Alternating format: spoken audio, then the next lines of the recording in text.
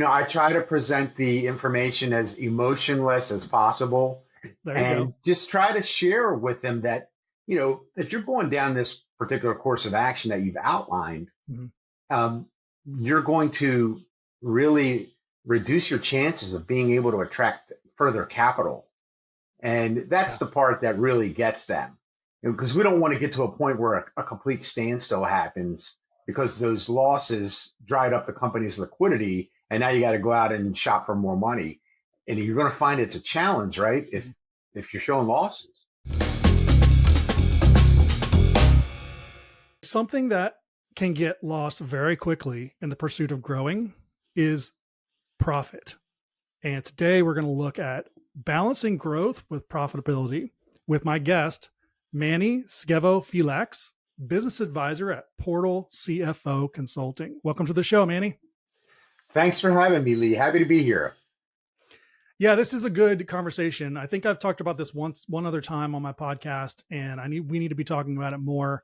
And I want to jump into that, but before we do, tell everyone about who you are and what do you do. I am a business advisor. I help business owners maximize profits and overcome growth challenges. So I am working with all different types of business owners in different industries, helping them with the financial questions and difficult situations. Nice. Okay. Mhm. So we we were talking about this idea of balancing growth and profit, and I want to just kind of jump right into it. I have this sort of like over the last probably 5 to 10 years, there's been a lot of VC money in the market and really pushing owners, entrepreneurs, founders to prioritize growth over everything. And Mhm. and I've seen this in various industries. I have a client who's in banking, finance, and sort of their nemesis is the fintechs of the world or the neobanks. And I've seen it firsthand through their eyes, where these sort of quasi banks, they're not banks because they don't have charters. They are purporting all of the stuff to their users. They're doing everything they can just to onboard masses of users, but they don't have any good experience once you're onboarded. I mean, in fact, I think I tried to sign up for one of their, I think it was Chime or somebody, just to see what the process was like. And it dropped off after like step 3 and I never got contacted again. I never even set an Wow. account up. It's like, hey, don't you guys know you spend all this money on marketing and I'm not even a customer yet. And I tried to be a customer. So you can see in these various different industries in various ways, these companies prioritize just onboarding masses of freemium users and growth over growth for whatever sake. And I think that that's a misstep. I think you see a lot of these companies falling apart on the back end and not providing good experiences, not providing any kind of return for the shareholders. So in an environment that has gotten very frothy and slowed down a little bit lately, with growth, like what do you have to say to those companies? What do you have to say about this idea of like prioritizing growth over everything? I mean, some excellent points that you make, Lee. What is the purpose? What was the outcome? You spent all this time, this effort, this capital Mhm. to go and grab, let's just say, eyeballs, or to your point, the freemium users, and then Mhm. you never got to a point where you made any money. What was the whole point of the exercise? Right. You know, the why. Right. And I think to your point, we just went through this like really weird, kind of like since 2007, 2008, since the Hmm. last, from the economic downturn piece, excluding the COVID, but Right. where it was just, I need to be a unicorn. I need to go find $1 billion valuation. I need to raise money and, profits be damned. Let me just get as many eyeballs and users as I can. And in my opinion, it seems that might only work on companies that have a global, total Mm. addressable market Yeah. and, eyeballs on tech because you can just, it's not labor intensive to get them on quickly. Sure. Yeah. Yeah. Well, I would argue too that even in those with those business models that have a global total addressable market, that is a misstep because you really should start smaller than a global audience. You really should start with a smaller subset that you can test that this product is actually going to work. Um, but it does make sense that would be one avenue that you could look to for prioritizing growth. Um, so that begs the question of which company should prioritize growth over profit, right? Like when you're looking out Yeah. there, um, have you seen any companies that you would say, okay, you're not really making a lot of money, but it's okay to not hmm make any money for this period of time? That's a tough question. I have spirited debates, let's call it, with some of my clients about that. Yeah. Based on the education that I've received from teachers and mentors and you know big business families that I've worked with, you got to be profitable all the time. Hmm. Is is what I've seen, and it can really put a challenge on you as a business owner if you are losing money for any period of time. Right. And that profit is what makes it all work. That's how Right. you attract those teammates, your most valuable asset. That's how you are able to make the investments into the business that you need to grow. That's how you take care of your family and make your Mhm. charitable donations to your community. So, you know, from my perspective, it's important to always be profitable. Yeah, and especially the family run businesses or the Mhm. founder led businesses where they founded the company, now they're transitioned into CEO, or some other executive role, especially those companies because they have the most at stake. They weren't transplanted there with some kind of long term incentive. Right. They aren't there just for the multiple, or just for the to make the back a return on their investment. Mhm. Especially those. And you mentioned having spirited debates. What I went to on that was, yeah, spirited debates. You mean shouting matches, which I'm sure you probably have had at times. But what is that relationship like? Because I know you're probably working with a lot of CEOs and maybe even some internal CFOs. How does that work? I mean, because I would want to think I know what that looks like, but like from your experience, how is it trying to take a spreadsheet, show it to an owner or a CEO, and say, "Hey, I got bad news for you. We can't do what you want to do." It can get pretty challenging, Lee. I try to present the information as emotionless as possible There you go. and just try to share with them that, if you're going down this particular course of action that you've outlined, Mhm.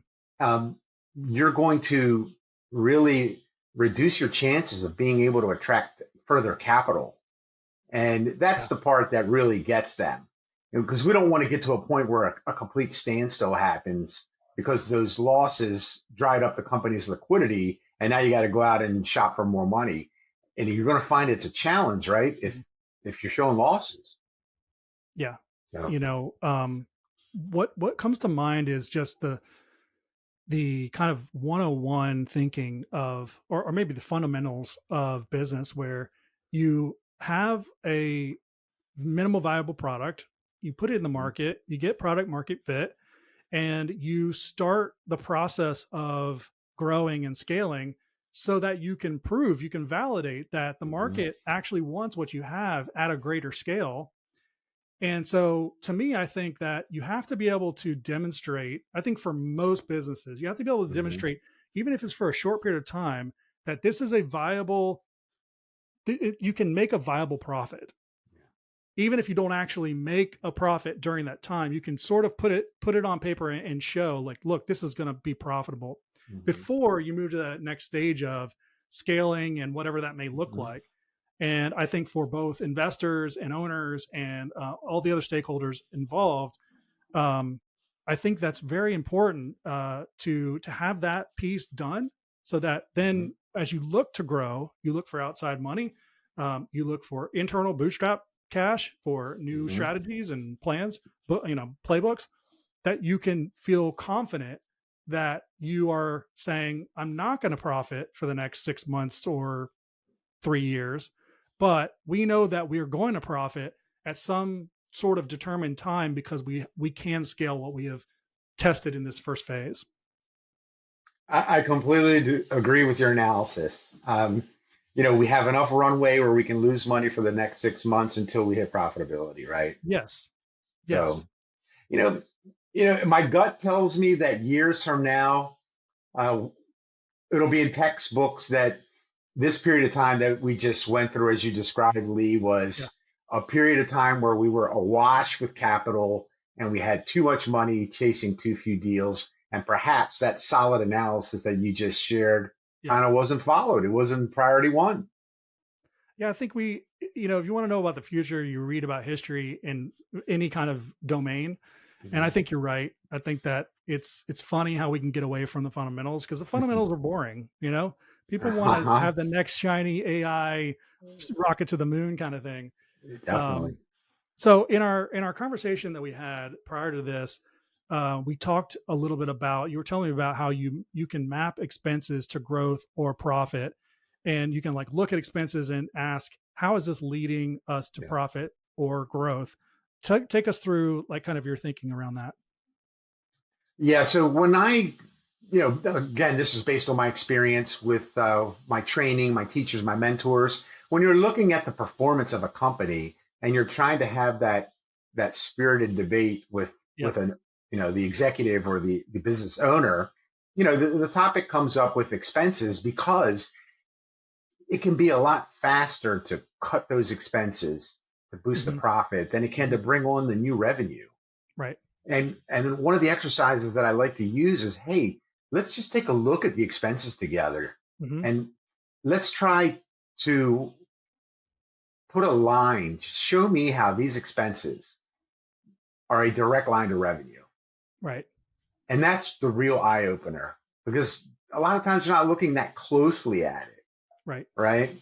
Now, there's going to be some expenses, of course, that they're not going to want to mess with, but it's a real eye opener as to, because I told them these are investments that you're making. How do Are, they lead to revenue? are you starting with their salary? Uh, you know, that You might that not be that around could very long if you no start no no there. no that can enter the conversation, right? I mean, Yeah. that's a great point you make. So, based on my experience, every business, depending on its financial metrics, can afford to pay its owner. Let's just assume there's one owner, keep it all nice and simple. Yeah. Based on that business's financial metrics, it can afford to pay Lee Murray $300,000. Hmm. We can easily calculate that. If you need $500,000 to live and you're taking $500,000 out of the company because that's what you need to live, Yeah. you're creating a challenge that is going to, A it's going major to, challenge. right? So Yeah. yes, that does enter the conversation when couched, let's call it in an appropriate manner, right? Yes. Yeah. that So, those conversations have to be very very interesting because mhm, it's delicate. You're talking about someone's money, yeah, and a lot of the smaller businesses, the personal and business money is mhm, somewhat commingled at the beginning. yeah. What are some of the major expenses that you see that you can point to, and you just see them all the time, and you're like, hey, we need really probably should get rid of this. You know, the real hard ones are sometimes too much space. Oh Um, yeah, real estate. Yeah. right? Sometimes too many employees. So you Hmm. just kind of kept growing and growing and growing, and you really weren't in tune with quote unquote utilization. Now you got too many people. And the way that pops up is you see your kind of year over year revenue only grew, let's just say 5%, but that Yeah. payroll expense went up 15%. And you're like, well, wait a minute. You know, why would you need all these payroll hours to just do a little bit more revenue this year? Right. So those are kind of the big ones. And then this one is a very sensitive topic. It's the marketing expense, the Yes. bang for the buck. It Yes. has gotten really huge with respect to, online Hmm. advertising and, You can how waste a can lot of you, money very how quickly. can you measure it, right? Yeah. So it's okay to spend it as long as you're getting the appropriate return Yeah. that you plan for. I mean, this is getting close to the business that I'm in content marketing. But Mhm. I'm the first to say, because I've watched it firsthand, that Google ads can be like playing in a casino, and they are the Wow. house, right? Wow. Um, What an I, I I think there's a lot of Mhm. people that expect to see some class action lawsuits coming out of, in the coming years because of all the money that's just been, wasted. I think you could say largely same thing with Facebook and some other ad Mhm. platforms. But, marketers are still putting those dollars behind those ads, and Yeah. whether they're seeing, profit or not, this one I can speak to, because that's the world I live in. I'd say on the B2C side, when you're trying to reach consumers, you've got to run ads, because that's the only way you can get in front of the masses of people, the masses Hmm. being the bigger swath of your audience. Whereas B2B, you can literally build a list for very little money and go Hmm. to work on calling those people, emailing those people, stop them by their, you could do whatever, but you know who they Right. are, you know where they live, right? So it gets a little bit more, the marketing expense is going to be a taller order for the B2C companies right out of the gate, especially those companies that have a product they're selling online. Right. For the B2B, you can cut that expense. In fact, I think I have an episode we did way back at the beginning where I talked to some other marketers, I had them on, and we said, can you grow a business without social media, without Mm. having any social media, and almost to the point of not having a website? And Wow. I'd say, yes, you can. If you're B2B, and if you're in manufacturing specifically, if you're Okay. in these company, these domains where you literally can build a list of who your targets are and go knock on their door, you can win business, next week, depending on the sales cycle. So, my advice to a lot of B2B for that first stage is don't spend money on marketing. Yeah, you need a website. You need to make sure your services are up there and make sure, certain things are there, but you don't need all the marketing stuff that you're going to need in phase 2 or 3, where you're actually trying to reach people online and connect them, build a brand, and have marketing lift a little bit of the revenue. So that would be my perspective on that Mhm. marketing expense. I would totally agree with cutting it from the beginning, apart from some fundamental pieces. That's why when we come in and try to help people, we try to come in the second stage, Okay. where, hey, you've validated everything. Now we don't want to scale it. We're going to need broader reach. Mhm. So yeah, I was hoping that you're actually going to say that, because that's what I would say too. They don't need that right out of the gate. It's a sensitive conversation, and let me tell you, there's a lot of fear involved. When this Yeah. business owner is seeing a ramp up in their revenue, and it's not things are not panning out the way that Mhm. they were expected, and you want to go into the customer acquisition costs and look around for savings. They're like, hey, wait a second, right? you know. Yeah, it's got to be a delicate thing that you do, Hmm. because you're when you start to look at expenses, pretty quickly you get back to people, Yeah. and those people are attached to those expenses in one way or another. Sure. How do you guide those conversations? I mean, that would be a difficult thing to do, to say, well, hey, you paid me to come help you get more Yeah. profitable, and unfortunately, this is a hard pill to swallow, probably. Well, we do a full blown financial statement analysis. That's what I was trained to do when I worked Okay. as a corporate banker, right? So I started at the bottom of a bank, and Yeah. I went through a training program, great teachers and mentors. So that's kind of one of my competitive weapons. I do that with clients, and I tell them, this is the way the bank's looking at you. This is the way your investors are looking at you. And we're going to do the same thing. That way there's no surprises. Yeah. And now, by now, everybody's figured out that you have to grow. The business environment is so different that everybody has recognized that, you know what, my gas and electric bill is going up regardless. My insurance bills, your commercial liability, your autos, all of the, my Yeah. payroll expenses, minimum wage laws. Yeah. So they Everything. understand, right? They understand that they have to grow. Hmm. But let's not go pile on this growth without doing that beautiful analysis that Lee just Hmm. laid out for us at the beginning here. Let's make sure we got that. I like what you said, minimum viable profit, Yeah. right? And then let's cookie cut it Yeah, from well, there. actually, I said minimal viable product, because that's Uh-huh. MVP that a lot of people talk about. It's like product market fit. Well, it's Mm-hmm. it's getting to product market fit, but I love what minimal viable profit. All right. I like that. I thought that's what you said. I thought you No, went I from love minimal that. viable product, and Well, then you that's all said you. That's all you. I might have misheard you, but I thought that's what you said. No, Which minimum viable you know, profit. I you like that. know. I So think that's a trademarker you right know, there. yeah. So and once you show them, right, it's not me, I'm the messenger. Once you show them this is what the financial statement is saying when we're doing our Yeah, comparative analysis together. yeah, It becomes a little easier, you know. sure. Okay, so the financial piece of it, I think is there's some gray area, but mostly it's black and white. It's more about relaying that information to the Hmm. to the owner and getting their buy-in.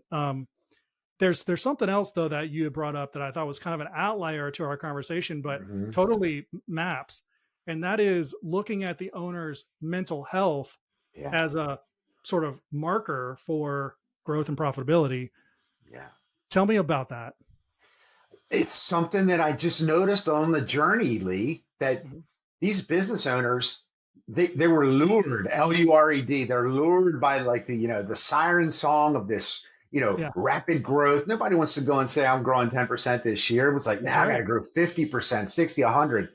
And then I noticed that along the ride, these people were like under so much stress, it was turning them negative, right? Mhm. And that negativity was, now this was a positive person until they decided to undergo a rapid growth strategy, and then they started turning negative. So they would get like irritable. You found somebody that was real patient and they would get irritated at the drop of a hat. And I found that, man, this is playing a role here.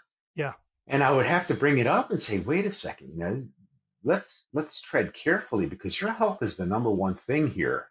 yeah, And you're the leader. You were a happy guy 6 months ago, and now you're getting irritated quickly because of these factors. right. So Yeah. let's keep that in mind. How much can you handle, Lee? Is the question I ask them, Are you because you don't built want to for take it? that home either, No. right? You don't want it at the office for sure, and you don't want to take it home. Yeah, there's a switch that has or transformation that has to happen Mhm. with someone who founds a company and then has to, build a team and become various different roles or positions as they move up and they're Mhm. leading the company. Um, so that all has to happen naturally, whether you're growing 10%, 20%, or 1,000%. Mhm.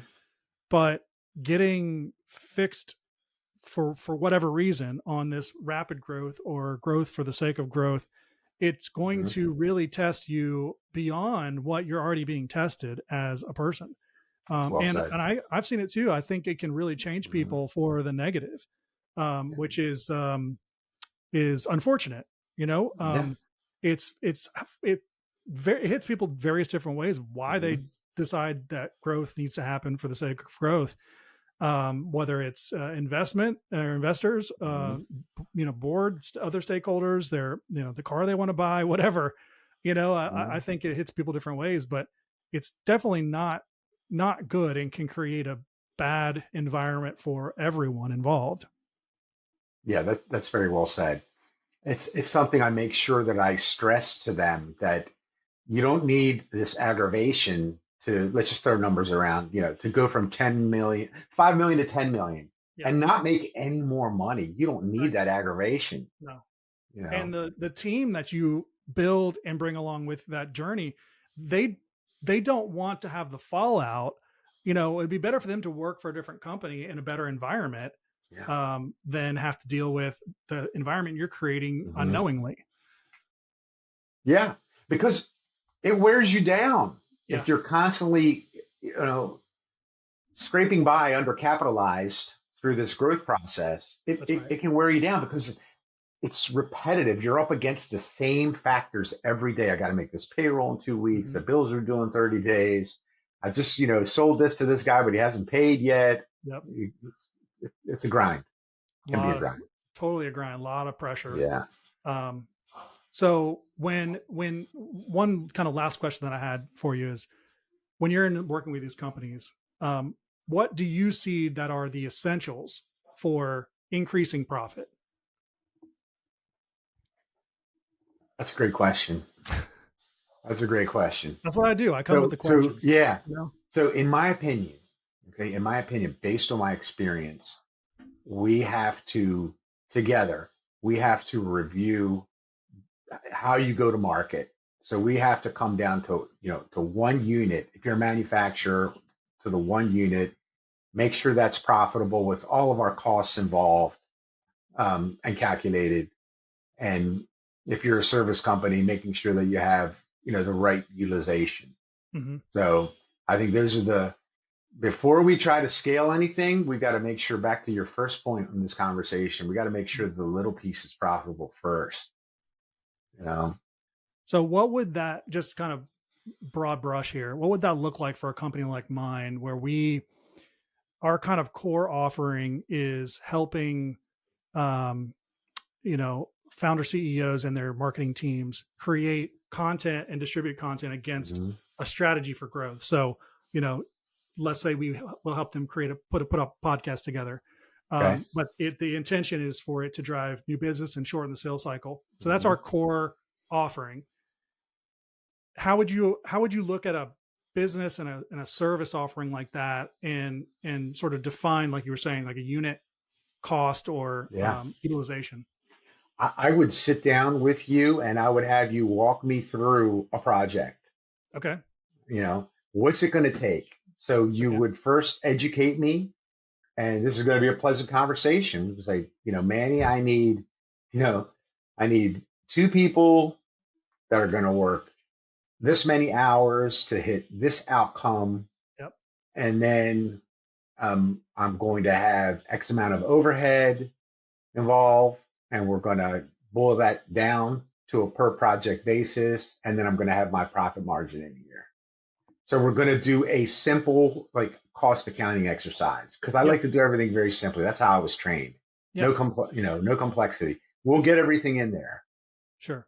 And then you're going to tell me, how do I grow? Okay, so to do these 2 people at Lee's firm plus Lee, the 3 of you can handle 5 of these a month. Mm-hmm.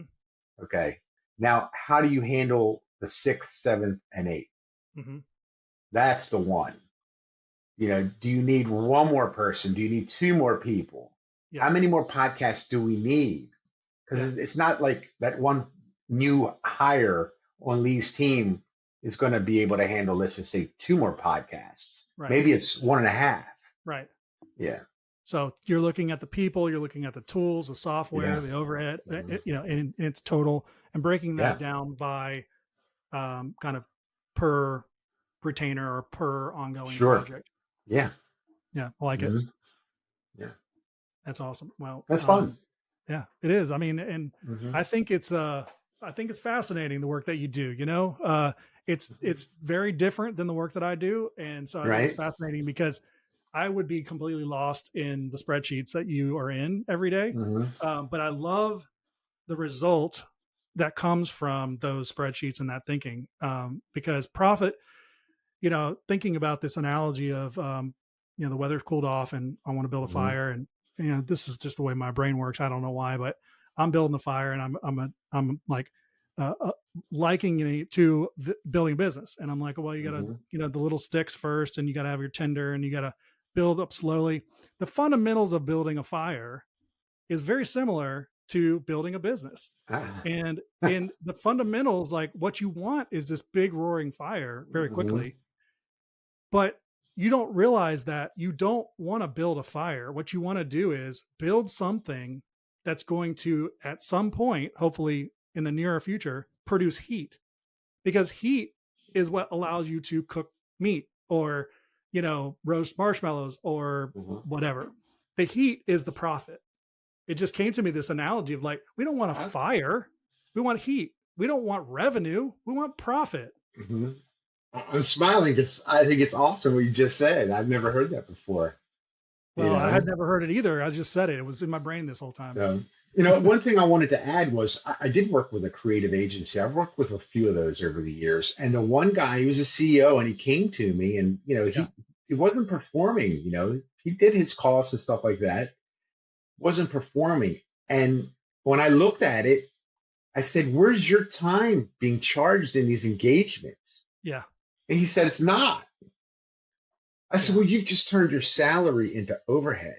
Yep. And it became very simple. And the light bulb went off in his head, and he just, thanked me profusely. And he got a little irritated at himself, right? Yeah.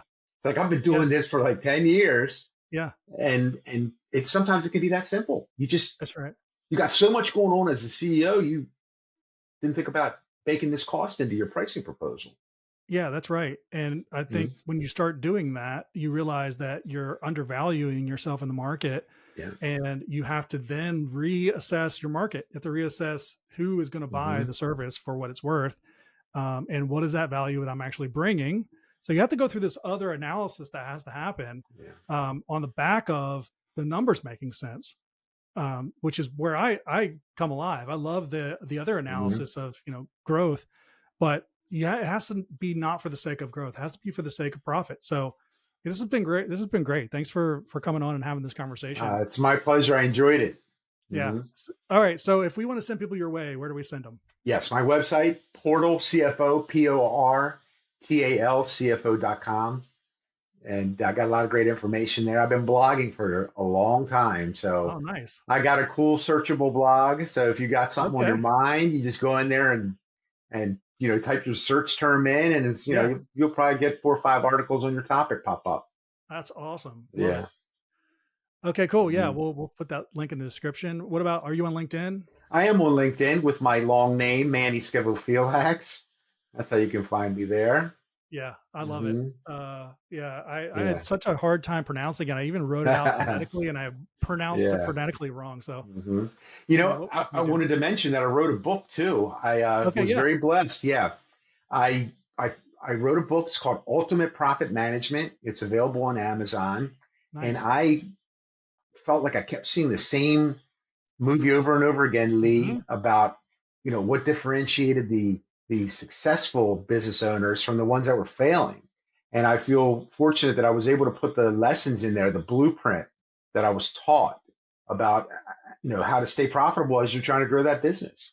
I love it. Yeah. Yeah, I have to imagine all the companies you sat down with and looked at them over and over. You go through your analysis, and you have to see all kinds of patterns. So it'd be amazing to read that book and see those Yeah. patterns that you saw. Yeah. I've been very blessed. Hmm. That's awesome. Well, thanks again, and this has been great. Yeah. Thanks for having me, Lee. I enjoyed it.